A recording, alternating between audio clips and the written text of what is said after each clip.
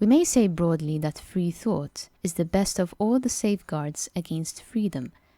Managed in a modern style, the emancipation of the slave's mind is the best way of preventing the emancipation of the slave. Teach him to worry about whether he wants to be free, and he will not free himself.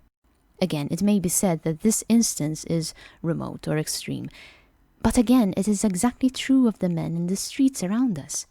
It is true that the slave, being a debased barbarian, would probably have either a human affection of loyalty or a human affection for liberty.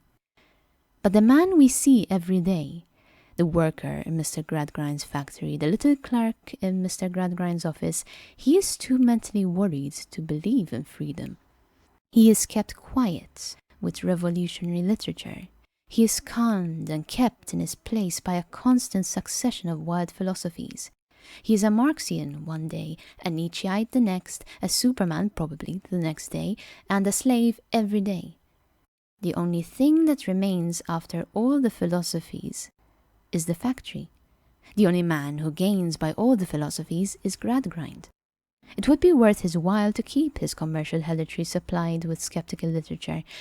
And now I come to think of it, of course, Gradgrind is famous for giving libraries. He shows his sense. All modern books are on his side. As long as the vision of heaven is always changing, the vision of earth will be exactly the same. No ideal will remain long enough to be realized or even partly realized. The modern young man will never change his environment, for he will always change his mind.